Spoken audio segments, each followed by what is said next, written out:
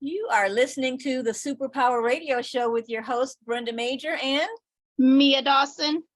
And we are so excited again to bring you this safe space to provide support, comfort, humor, advice to caregivers of folks with superpowers. Now, we know that people with special needs also have unique and special gifts, and they need to be celebrated.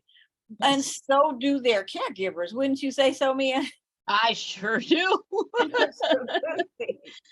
And so we call all of these gifts really superpowers. Yep. We have a super special gifted guest for you today.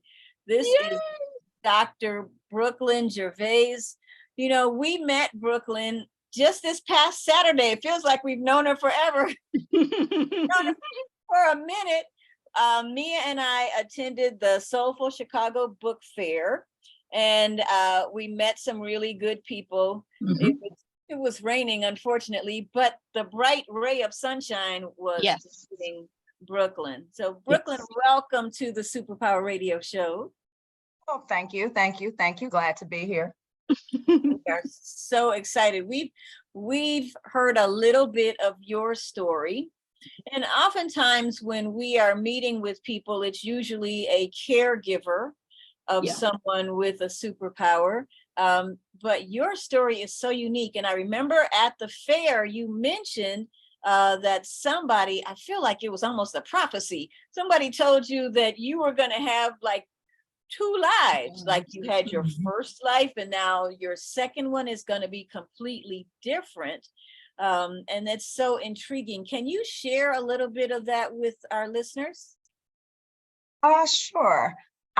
So about, I would say a little over 10, 15 years ago, when I was in second grade, I ran into this woman and we were in a store. I think I was in a coffee shop and she kept staring at me. And she had approached me and I thought it was someone, you know, I had met before and everything, and I'm busily doing my work. And she said, I just have to tell you, you know, you're going to have two lives. And so instantly I hear this Twilight Zone, you know, music in my because she doesn't know me. Right. This is very odd for someone to just approach someone and say this. And so she said, you're going to have two lives. She said, I see it. And so now I'm a little bit worried because no one had said that to me before. And she said that my next life would be very different than my first life. And so the Twilight Zone music gets playing again, and I brushed it off. And so at the time, I was involved in a lot of projects. My life was just very busy. I could speak in different languages. I had studied over 6 languages. I had traveled the world. I had been on different continents. And you had a fabulous life. Oh yeah, I was at the height of my game. So a little bothered by this woman. I brushed her off. A couple of years after that, I was actually on my way to a holiday event that I did not want to go to. And that traveling, I was on the drive and the traffic had stopped. And when the traffic stopped, I stopped, except the Cadillac behind me never stopped. Wow. And so at over 50 miles an hour, he plowed right into the back of my car. Oh. And so by all accounts, it wasn't one of these mangled accidents that you see. Okay. It was not. And so I had gotten out of the car and I was okay until maybe the second or third day, and I fell. face Wow. forward. And everyone kept telling me to go to the doctor, go to the hospital. I was like, I'm fine. I have to do my work. I have to do the work. I have to do the work. Mhm.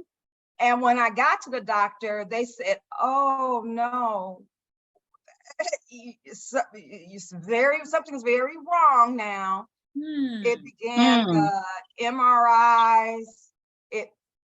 Bottom line, I ended up with 5 different specialists on Whoa. 5 different medications. I had my driver's license taken. I was unable to drive. I was unable to talk, and I was unable to walk. Oh my goodness. I could not So- stand up. So Brooklyn, did you not feel anything when you got out of the car? I mean, you didn't feel any pain that night, none of that? Well, when I had, I called my friend who Okay. was a police officer at the time, and he advised me what to do. Okay. And he had met me at my house, and I had seen stars, like these floaters, Hmm. and Okay. I just disregarded them. And my Okay. neck hurt a little bit, but I disregarded that too. And Okay. then I felt like my back was hurting. I was like, oh, it's just that time. That's why I have the headaches. And so I Oh, missed it because I thought it was something that was female related. And okay. that's why I dismissed it. I had Just- no idea that I had suffered a concussion. And the way that the first and second doctor explained it to me was that my brain had got juggled inside of my skull because the seatbelt had locked up on me and slammed my head a few times. So Wow. So yeah, that was interesting because they told me to not go back to work. And I was like, I have to go back to work. I didn't realize the not going back to work, the not driving, the not watching TV, all of the things that they tell you when you have a concussion and traumatic brain injury to do, I was doing it. And so it actually made the healing process worse. Oh Okay. my. Oh my. I see. And so that's how that came about. And I thought, I would say things and it was coming out backwards. Wow. I do have a severe stutter. I use my speech strategies. I could not get through paragraphs of conversation. What I used to have was almost a photographic memory that was gone. And by the time month 3 came, and I was like a Garfield stick up in my window because I couldn't drive. I couldn't go anywhere. I couldn't do anything. So by month 3, that's when the lady's message popped into my head that you would have a completely different life. Wow. So going, I had my speech therapist, I had a brain therapist, an occupational therapist, and a full-blown IEP. Wow. Full blown. And so I would say 4 to 5 days a week, I was either at the doctor or in therapy for speech and for brain and learning how to walk. I had to learn how to put things on the shelf again. I avoided crowds, everything. It was a totally different life. And so the depression came. Yep. Of course it did. Of course it did. I wasn't ready for that either, because what happens is when you have TBI, the chemicals in your brain are shifted. I couldn't turn my head. I still can't turn my head to one side. And I have nerve damage on this side. So after the depression and going through it and my family being a support, I decided I would not live my life the way that others suggest to me. I would not take the traditional path that others suggested for me. And so I made a list of everything that I wanted to do in life that I had never done, or that I had put off or procrastinated about. Wow. And I started ticking them off one by one. I just started ticking them off. And the thing that I wanted to do most was to write a children's book series and to create a cartoon. I've always wanted to do that because I've done storytelling and voiceover. But how do you do that when you have a severe stutter? So I said, I'm not going to do it. That's just one thing on my list that I won't do until I got to speech therapy. And my speech therapist said, why can't you do it? Right. Yeah. So I said, okay. And so I went and got trained as a voiceover actress. So did a couple of little commercials and everything for my demo, did that. I started writing books. So, but the books that I had in my mind in my first life, yes, they're not the books that ended up becoming written. I bet. So one of my books is about manifesting those things that you want in your life and being positive. Then I became a motivational speaker. Okay. And so I started giving talks to different community organizations and schools, started doing keynote addresses.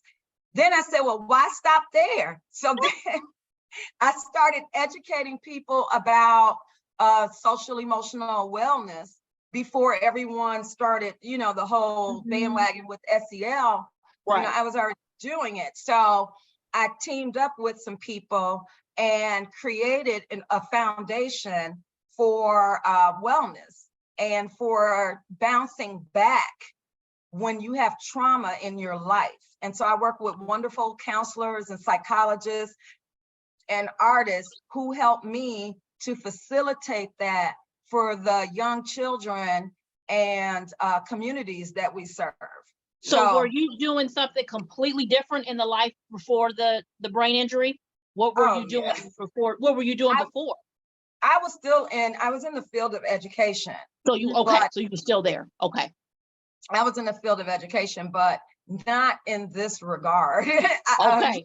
So it was an administrative type thing. And so a lot of statistics, you know, my life was filled with statistics and discipline. And I was also a child advocate. So I did speak up for those who have unique abilities and who have unique needs. And so I've always been an advocate, but it's different when you're the person that needs advocating. Talk about a complete 180 shift. Yeah. When you take that in now, what goes through your mind? First, you were the advocate, and now you are the person who appreciates somebody advocating for you. How did you rationalize that in your own brain, and then have the motivation still and the hope to do what you're doing now? Oh, I did not rationalize it at all. There was no, in fact, so thank goodness for my therapist, because I had intensive CBT. So cognitive behavioral therapy, because the way that I saw myself was something totally different than what the world saw. And I had to work through that. Right. My therapist told me, you know, what makes you different now? Because I had, you know, all but told her that I was worthless. I wasn't able to take care of myself. I can't even shower without falling in the shower. I would fall in the middle of the street. One time I fell, a couple of times I fell downtown Chicago on State Street. I know what that's at. Yeah. It's busy. It's very busy. And so that, I think, falling and getting back up, I literally fell and had to get back up. And so the rationalization of now needing someone, when I was the person who was the caretaker, I was the one advocating for everyone, I was the one running all around. I needed someone to do that for me now. And saying that to myself, it was a shock. It was very humbling. Not only was it humbling, I had to address a lot of fears that I had. I had to address a lot of biases that I did not realize that I had. Wow. And I had a lot of biases that I did not realize that I had. And I think the first time that I realized it was when I could not get my words out and no speech strategies were working. And I was with my younger brother and we were at a restaurant and someone was extremely rude to me. And people can sometimes, not intentionally, because I don't believe that humans are like this. I believe that there's good in everybody. But sometimes we don't, as a society, recognize those who have invisible disabilities. Because when you see me, you don't see me wearing brain injury across my chest. Very true. Very true. You don't see nerve damage on my cape. Right. Very true. You don't see she stutters or may make a face at you because she's trying to understand what you're saying. We don't wear those signs. And so compassion was one of those things that got amped up for me, and patience. And so as compassionate as I was under some false pretenses in my first life. I thought I was the most patient and compassionate person there ever was. I love children. I love people. There were limitations to that. And I recognized that when I became gifted. Yeah, I love that. Yes. When you realized your superpowers, you were, I bet, better able to see those in other people as well. Oh, most definitely. It's like this radar. And where I live, there is a transitional school for young youth who are on the spectrum. And they take their trips by my house. And so I'm always out, hi guys, and I want to jump in the line with them and go where they're going, because the world sometimes isn't as welcoming and kind to us. And I say us because I'm in that boat. I was in the boat before, but not really. Now I'm really in the boat. And so my advocacy for those who have challenges with speech, those who have brain cognition challenges, and especially my little guys that are on the spectrum, like that has, it has really increased. I would not have changed anything that happened to me. I don't regret it. I do not know. I'm glad to have my superpowers. My youngest brother said to me a few weeks ago, and I'm more sensitive as well, so you'll see tears come. That's fine. That's absolutely fine. One of my younger brothers said, if you never had that accident, you wouldn't be who you are. You are one of my favorite people. You are so wonderful. He said, it really changed who you are as a person. You're more kind and you're more loving.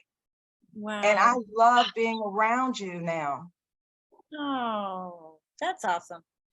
Wow, wow, wow, wow, wow, wow, wow. How does that translate now into the Kenna Foundation? How did that come about? So as a child, I've known wealth and I've known poverty. Mm-hmm. And as a child, I always wanted to have enough money to give away. So most people say, oh, I'm gonna grow up and be a lawyer or a doctor. I want to grow up and be a philanthropist. So I want to have so much money that I want to give away. And so I started the Kenna Foundation to educate the community about trauma and being trauma informed. Okay. And so that's one of the things that we do for communities and for school districts is we provide professional developments for them. So that's a shade of my former life. So still being able to advocate and teach the general public. Okay. And then the second pillar is for girls. In grade 6 all the way through 12. We offer mentoring for the young girls and also a college scholarship. Oh. And so if they join our foundation, I'm saying to those young women, and I'm not looking for the perfect ones, I'm looking for the ones that just have passion to be born of fire, because Kenna means woman born of fire. And so they come in to do a social impact project in the STEAM fields, science, technology, engineering, arts, or mathematics. And so they choose a project that they will work on and be supported in by a professional person, male or female, to help guide them along to college. And so they continue to do that. I throw money behind it. Here you go, ladies. And so that's how the Kenna Foundation started. It was one of those things that got on my list. Wow. To do. You know, what I love about it is that you're not just raising money and giving people money. You're actually giving them a life path and support along the way. And that, I think, is really unusual and wonderful about what you're doing. Well, thank you. We try. We have a few girls in our foundation now. A couple of them I offered to co-author a book with me in my children's book series, Ellie the Elephant and Her Incredibly Normal Friends, because those with superpowers, we're normal, but we kick it up a notch. Oh yeah. So they said yes, and so all of those funds go to support their post-secondary education. Wow. When you're working with these young women, do you see a little, a younger you in some of them? Some of them I do. They're actually better than me. I had a lot of struggles growing up. I was the kid, believe it or not, I was the kid that they said would never see 18. I would never live past 18. I was that kid. Okay. I was that kid. They said I would be either deceased or in prison or what have you. There was a lot of trauma, childhood trauma that I experienced. But I had one teacher that said, that's not so. And you can do anything. Anything is possible. And so I believed her. And when I believed her, she wrote a recommendation for me to receive a college scholarship. I was in high school. And she caught me cutting classes and doing stuff that I was not supposed to be doing. And I was running with some of the worst people that you do not want your children around. So, like, that was my life. And so had this teacher not told me that and recommended me, I would have never gotten a full ride to school. And that's what happened, is that I ended up with a full college scholarship. Wow. So I made it past 18, so I'm gonna help others do the same. Although you still look 18, so. Oh, right. Yes, that's true. She know, does. and what a beautiful story. And you know what? This is a place for us to end part one, because you already talked a little bit about Ellie and Bridget, and we want to know more about them. So in our second segment, we're going to feature you and your incredibly talented illustrator, Skylar Eason. And so, Gotta love her. Gotta love her. we are so excited. So listeners, you're still in for a treat as if you haven't processed enough. She's coming back for more, and we are just delighted to spend this time with you. But for now, we are going to say stay tuned for part two, and we will be back in just in a minute with another segment for you. Again, we're excited. You're listening to the Superpower Radio Show with your host, Brenda Major, and Mia Dawson. And our super special guest, Dr. Brooklyn Gervais. So you'll hear from us again really soon. Bye, guys.